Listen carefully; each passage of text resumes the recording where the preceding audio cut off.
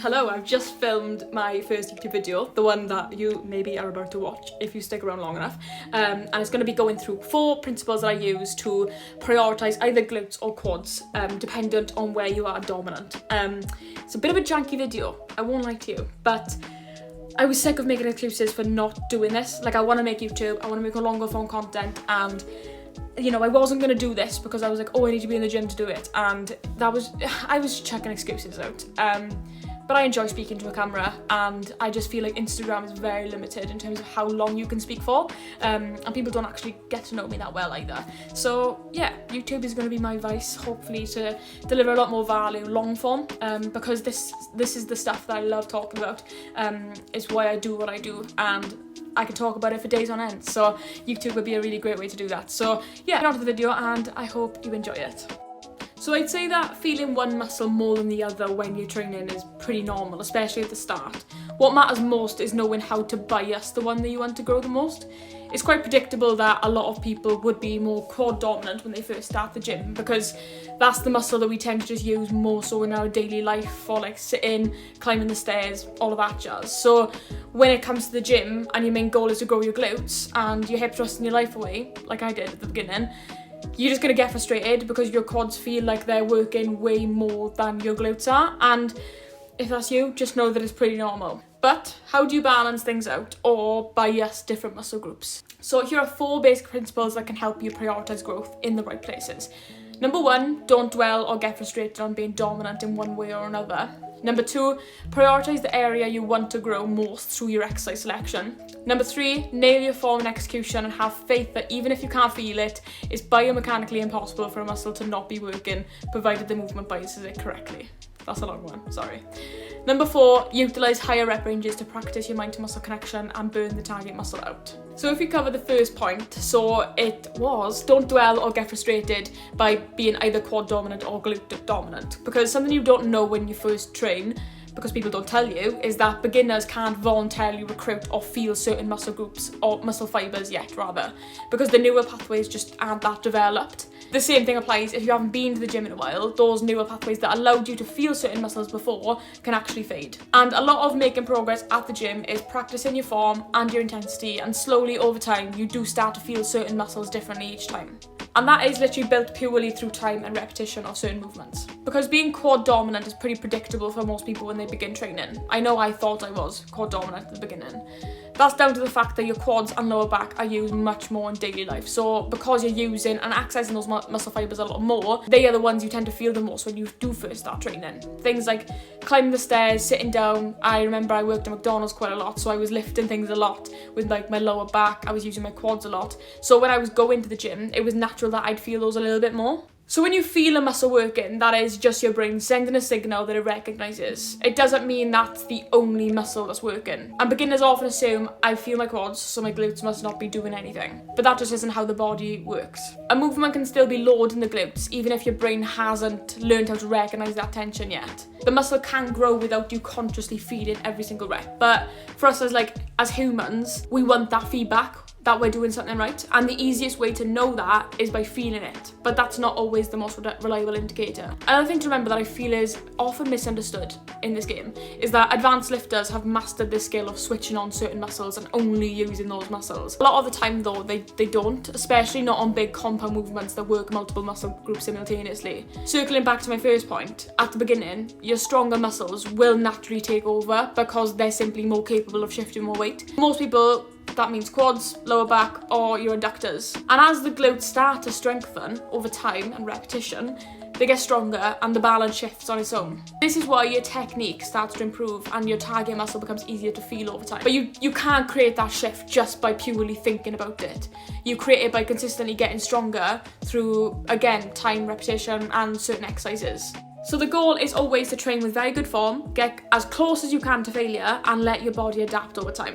That connection, the feeling, that comes later. Moving on to number 2, prioritise the area you want to grow the most through exercise selection. If you feel quad dominant and you want to prioritise glute growth, introduce more hinge patterns. Exercises that bias hip flexion over knee flexion. Things like RDLs, hip thrusts, abductions, kickbacks, step ups, split squats, sumo squats. A lot of stuff with a wide stance where you minimise the amount that your knee crosses over your toes. If you feel glute dominant and you want to prioritise quad growth, just know I am jealous. But in this case, you should introduce more knee flexion stuff into your program through leg extensions, barbell squats, pendulum squats, exercises that allow your knee to cross over your toe. And the important thing to know is that you can change your form on certain exercises to bias the glutes or the quads. The rule of thumb I use in my training is the more your knee crosses over your toe, the more your quads will be recruited. The less your knee crosses over your toe and the more hip flexion you can get, the more your glutes will be recruited. People come to me and ask them, is this right or is this wrong? And the first question I ask them is, what is the goal? Do you want to work your glutes more? Do you want to work your quads more? And the answer to the question of whether it's right or wrong or not really just depends on what the goal of the movement is.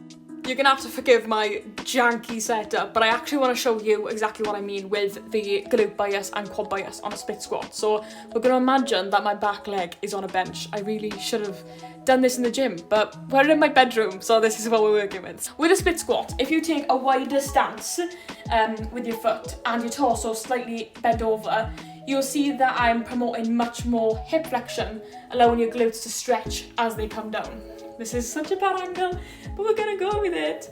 It's gonna allow your glutes to stretch so much more, and you're gonna notice that my feet, which are here, then the knee actually isn't crossing over my my knee that much. If I try and bend you down more to like show you exactly what I mean. So, foot on the bench, gonna come down.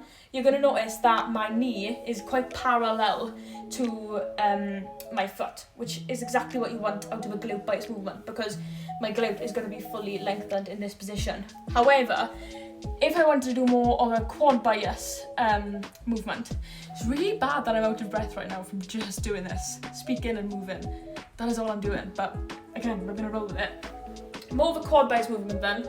So you want to keep your torso upright, bring your foot in a little bit more, and as you bend down, you're going to notice that my knee is no longer parallel to my foot anymore. It's coming at more of an angle and it's crossing over my toe. Again, if I bring you down a little bit more, you'll be able to see exactly what I mean. So when I come down, my knee is coming forward and my foot is back here.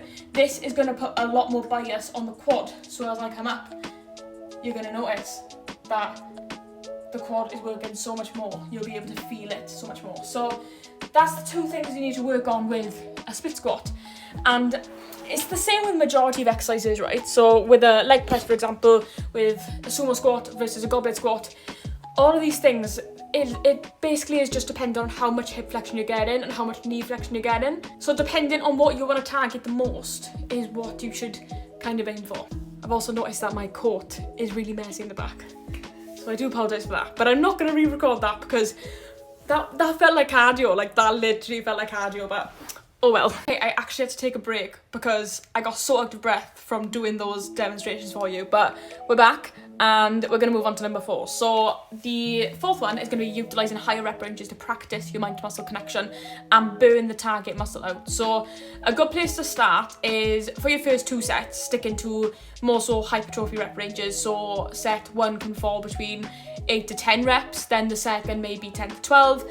Lower than this tends to be biasing strength over hypertrophy, which is something I see a lot with hip thrusts. And if you want a big bum, that is just not the route to go down in my opinion. So on the 3rd set then, you can use anything from 15 to 20 reps. And this is something I've used since the beginning to really practice feeling that target muscle. It forces you to slow down, and lighter weight and more reps means you can utilise momentum less and you can strengthen those neural pathways with time and, again, repetition. I found this range works well because beginners simply a lot of the time need more practice feeling the muscle work, and high reps give you 20 opportunities in one set to recognise what that target muscle should feel like. Over time, that awareness carries into heavier, lower rep sets. On an unrelated note though, I've got an Hourglass Physique training plan that can be downloaded free in the description. I use a mix of exercises that will bias both glutes and quads, so you can find comfort in knowing that with enough persistence, everything is working. And that is pretty much all I need to discuss in this video. So if you stuck around to the end, thank you, because this was a mess and I wanted to start YouTube for a while, and I just thought if I just keep waiting for the perfect moment,